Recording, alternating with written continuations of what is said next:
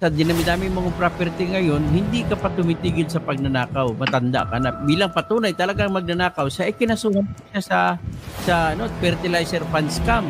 Bago natin pagpatuloy, kung gusto mo ng mga ganitong content na may kasabay kayo sa panonood, subscribe nyo na ako. This is Boy Sausaw, ang Sausawero, sa issue ng iba. At shoutout na rin sa may-ari ng video na to, walang iba kundi si Pinas Insider, na may pamagat na, hala, Lito Lapid, kinasuhan sa Supreme Court, yumaman pala ng husto sa pagnanakaw. Kaya huwag na natin patagalin pa, let's go. Panoorin na natin. Sa dinami-dami mong property ngayon, hindi ka pa tumitigil sa pagnanakaw. Matanda ka na. Bilang patunay talagang magnanakaw, siya ikinasuhan siya sa fertilizer fund scam.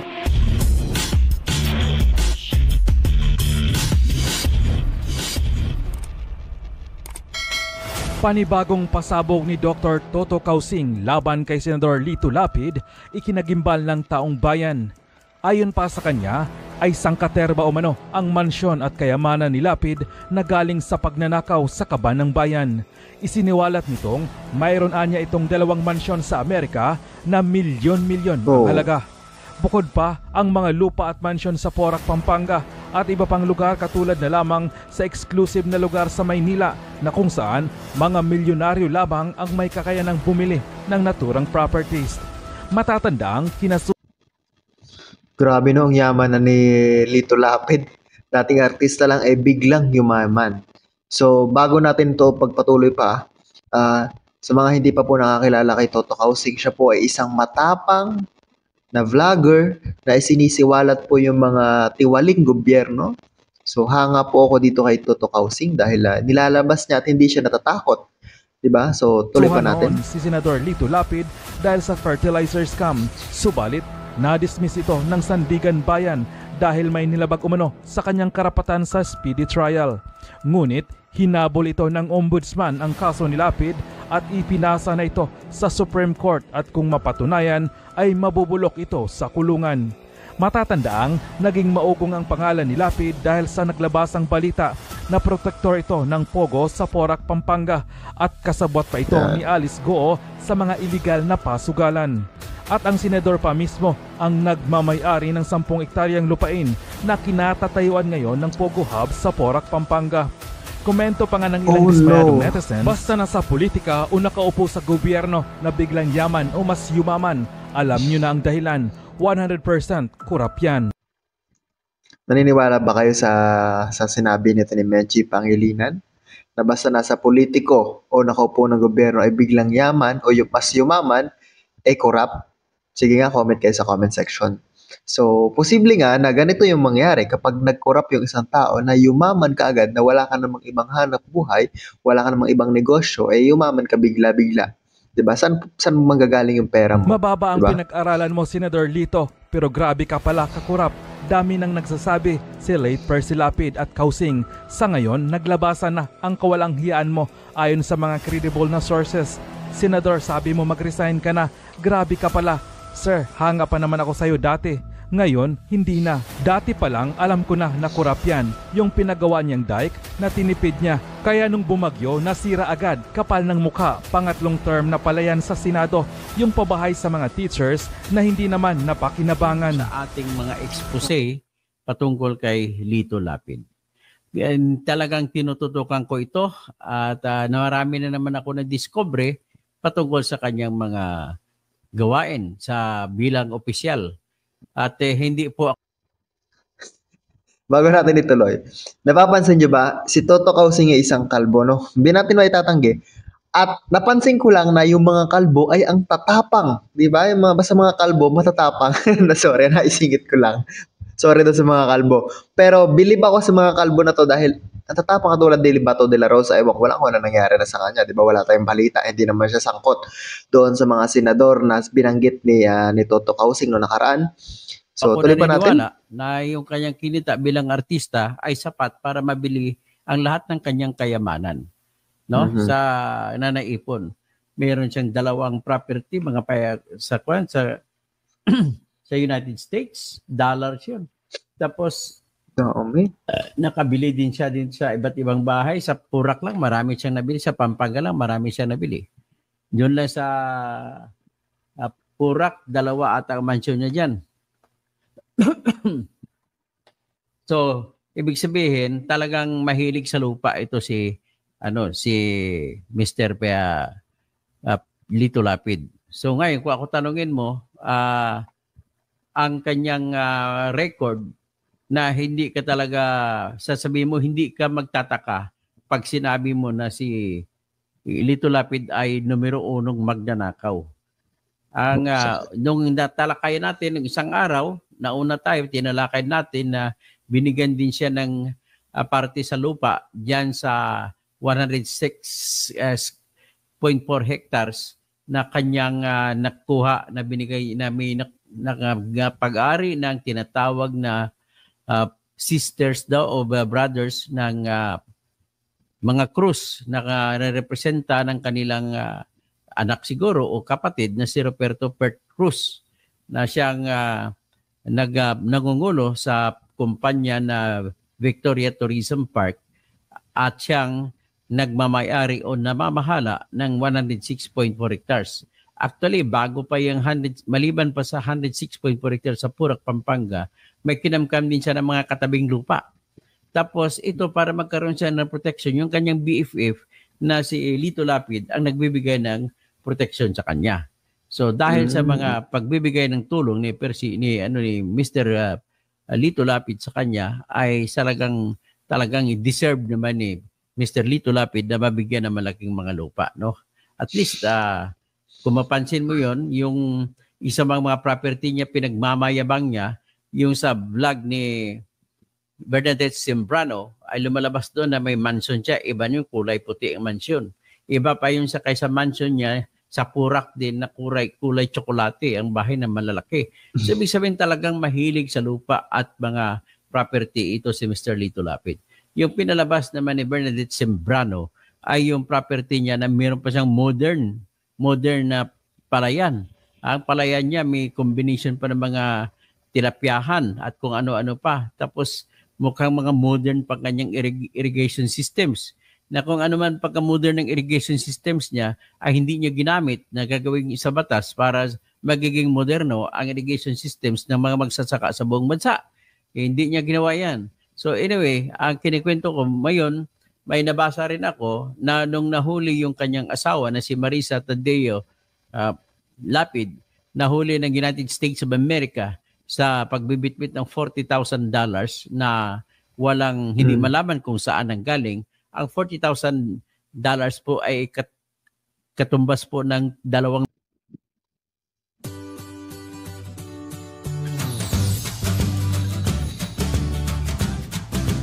milyong piso. At nandoon pala sila kasi nun. 2 pala ang yung property nila doon sa United States of America.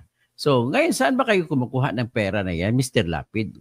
Hindi naman ako maniniwala na sa pagka-artista mo nanggaling yan. Hindi ko naniniwala na nanggaling yan sa yung mga pelikulang Valiente at pelikulang Leon Guerrero. Hindi po ako naniniwala. Malaki ba kinita mo ron?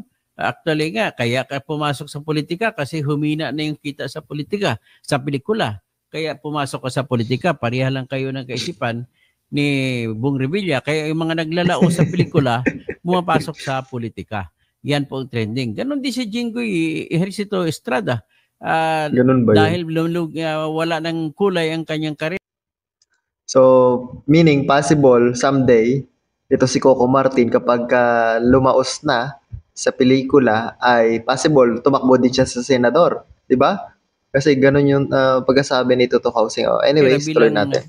Bilang bida-bida sa mga action movies ay pumasok naman sa politika. So ganun po kaya wag niyo na kaming lukuhin mga Pilipino, ha? Na kunwari nanggaling sa kusansan. So ngayon, ito naman sa dinami-dami mong property ngayon, hindi ka pa tumitigil sa pagnanakaw. Matanda ka na pero hindi ka pa rin tumigil sa pagnanakaw. At believe naman ako sa iyo, hindi ka nga nakatapos ng ng high school ay ka naman, marami ka pang property kaysa sa akin. Biro mo, ako gumraduate ako na sa Mindanao State University scholar na bilang graduate ng Bachelor of Science in Civil Engineering. Pareho kami ni Batang Maynila 2H na civil engineer. At license kami pareho. Ikaw, hindi ka nga Tapos, hindi ko alam kung paano yumaman. Pag sinabi pa nga, no. Ganito kasi yan. Ang sinasabi nila, diploma versus diskarte. O anong mas pipiliin mo? Siyempre, ang pinili ni Lito Lapid ay diskarte kasi wala siyang diploma, di ba? So, ito naman si Toto Kausing, ay wala pa daw sa kalingkingan yung kanyang mga naipundar kumpara kay Lito Lapid. Kasi mayroon siyang diploma at hindi niya masyadong ginamit yung diskarte. Pero tama yung diskarte niya na hindi man lang siya nangungurap sa taong bayan.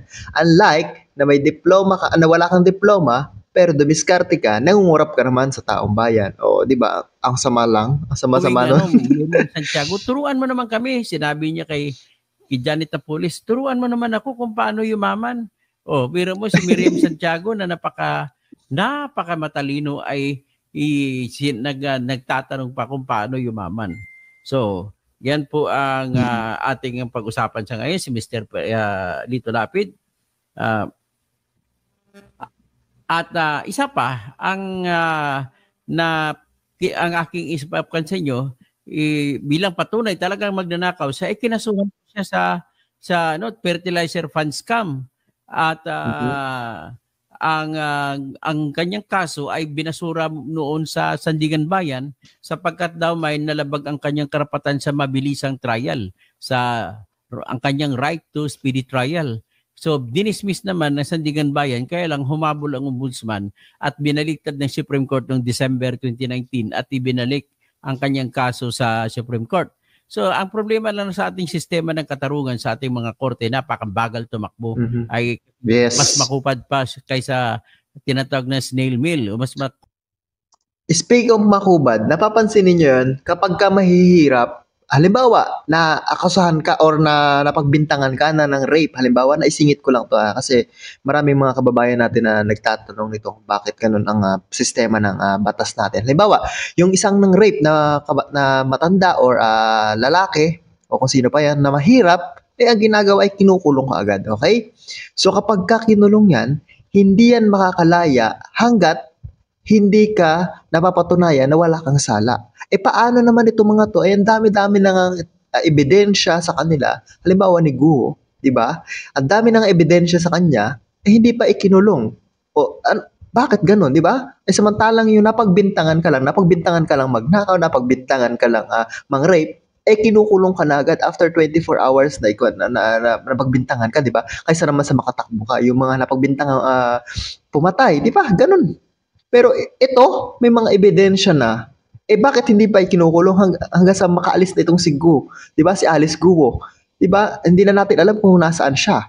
So, napakabagal ang sistema pagdating sa mga mayayamang tao. Pero pagdating sa mahirap na tao, hatol ka agad ang gagawin sa'yo. Di ba? Ewan lang, bakit ganito sa atin? Ganito sa Pilipinas? Ubad pa kaysa yung Taclobo, pag lumakad, nako, mas nauna pa nakarating yung Taclobo. Para ang rabbit tigil, takbo.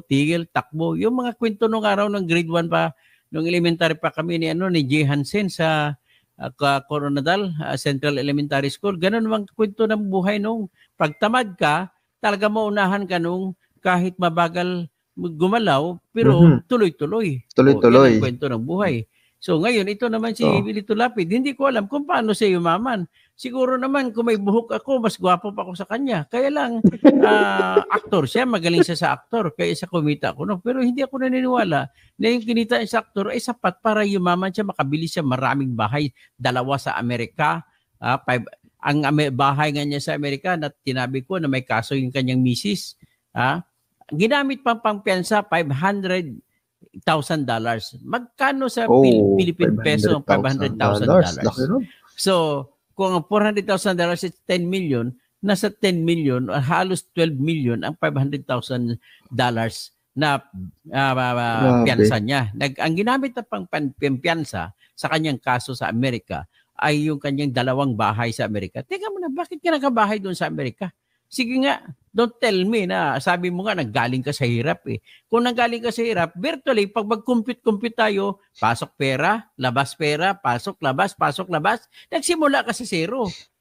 Pumasok ang pera mo, naging stuntman ka, O labas ka kasi may mga binili-bili ka, pasok na naman, naging aktor ka, tinuruan ka pa ni Jess Lapid Sr., tinuruan ka pa ni sino pa ibang mga ano mo na tumuturo sa'yo, tapos kumukuha ka ng guidance kay Fernando po, FPJ Sr., kwento mo kahit anong kahit anong galing mo na aktor, ang pinakamataas na kinita sa pelikula po, wala lang tatalo kay FPJ. Si FPJ, malinis na kinita niya sa pelikula ang kanyang pera. Yes. At sikreto yan na namimigay ng ayuda tuwing may sakuna, tuwing may baha. Sikreto lang, hindi nag-anunsyo, tag-ilang truck ang bitbit ng mga ayuda para sa mga biktima ng baha. Ni minsan hindi nag-anunsyo. Ito naman si Lito Lapid, paano ka mas mayaman ka pa kay Fernando po Jr.? Nako. Ngayon, ipaliwanag mo nga, dahil nga lumina yung pelikula mo at hindi na kumikita, plakna na, bagsak na sa takilya. Kaya noong 1992 ay pumasok ka sa pelikula, tumakbo ka muna vice gobernador ng Pampanga at nanalo ka. At yung pagtakbo mo sa vice gobernador, doon ka nag-aral, parang ginawa mong eskwelahan ang provincial board ng Pampanga at doon ka nag-aral kung paano kumikita yung mga politiko. So doon ka gumawa ng kunwaring artista, doon naman ginamit mo pag-artista mo, nakangiti ka, na sa mga pelikula mo ay ikaw tagapagtanggol ng mga mahirap at naapi, pero ikaw pala ay magnanakaw. Yan ang problema. So ngayon, nung natuto ka sa bilang vice-gobernador, tumakbo kang gobernador, tinalo mo si Bringyao. At nung nanalo ka sa noong 1995, ito na ngayon naging gobernador ka. Ito na ngayon, dito mo nakita ang pagkakataon kung gaano mo kinonvert sa bilyon na kinita mo ang lahar na pumutok kasi po yung Mount Pinatubo noong June 15, 1991. So para maalala nyo yung Mount Pinatubo, gusto kong ipakita sa inyo yung Mount Pinatubo. Ito, ipakita ko lang sa inyo just to prove to you na talagang historic itong Mount Pinatubo. Kung ang Mount Pinatubo maraming pinatay, ito naman ay gumawa kay Lito Lapid na isang bilyonaryo. O ito, yan, naalala mo yan ang picture ito, award-winning na literato, kinuha yan ng Manila Bulletin na litratista o photographer, photojournalist na si Albert Garcia, kaibigan ko. So kapatid siya ni Boy Garcia na taga Manila Bulletin din. So tingnan nyo naman ang kuha ni Albert Garcia.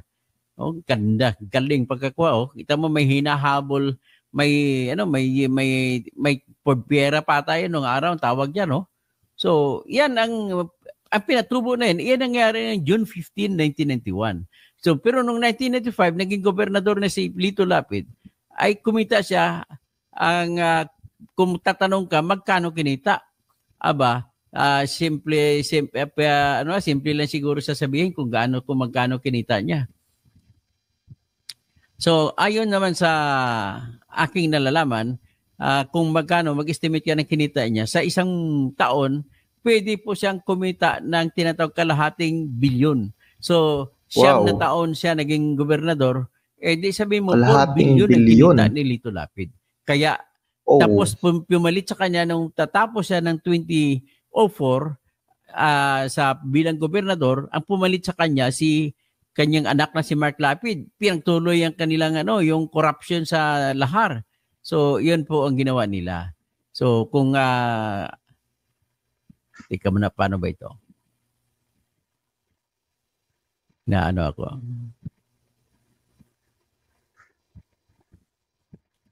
Okay, so sa kinita nila ay doon sila bumili ng maraming mga kinita. So nang gobernador siya, ito ngayon, nag-level up si Leon Guerrero.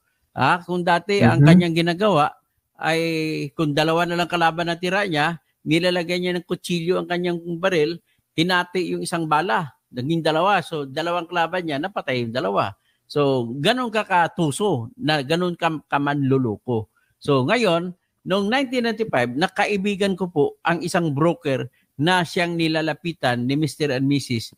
Lito Lapid na si Marisa. Nilapitan nila, hindi ko nabanggitin ang pangalan, on the condition of anonymity, ay nangako ako sa kanya at gagamitin kong kwento niya. At siya pa nag-ahente. At saan siya bumili? ng lupa ng mansion doon sa loob ng PhilInvest 1, no? Andun yan sa Batasan Hills. Yung PhilInvest 1 ay pinakasikat nung araw yan dyan sa area na yung banda, sa Commonwealth area. So bago ka pumasok ng Batasang Pambansa, yan, kaya bumili sa dyan at ang nangyari pa, tuso talaga. Alam mo na, yung naging kaibigan ko na broker ay nawala. Nung nakilala na ni Mrs. Lapid at saka ni Lito Lapid, ang may-ari, ay dumirekta na sila. Hindi na nila kinausap yung kanilang broker. So direkta na sila nagbayad doon. So saan nila kinuha yung pera na 6 million na pinambayad nila? Ay di, siyempre pa, gobernador siya noon, kumita siya sa lahar. Biro mo naman, tanungin mo kung magkano kinita niya sa lahar. Sa estimate, nalaman na lamang natin nung nanalong gobernador noong 2007, si Father Ed Panlilio, na kung tawagin sa mga Kapampangan ay si Among Ed, ay napatunayan ni Among Ed na sa maliit na share o bahagi na kinikita ng probinsya sa kada truck, sa kada tipping ng truck, ay kumita pa ng 1 million, mahigit 1 million isang araw sa probinsya. Sa kinikita grabe na yun, naman. may binibigay pa na 40% sa municipality, sa bayan kung saan nakikita yung lahar. At sa mga barangay, binibigyan din. So despite the fact na patunayan ni Father Ed, Among Ed Panlilio, yung 1 million mahigit kada araw na kinita. So sa isang taon, there are 365 days. So ibig sabihin, kung sundin lamang natin yung konserbatibo na kinita na aktual na pinatunayan ni Among Ed Panlilio bilang gobernador noong 2007 hanggang 2010 ay 1 million a day. So, ganun lang tayo. Ibig sabihin, 2 taon, 3 taon, ay bilyonaryo na si Lito Lapid sa 3 taon lang. So, 1995, 1996, 1999, ay bilyonaryo ka na.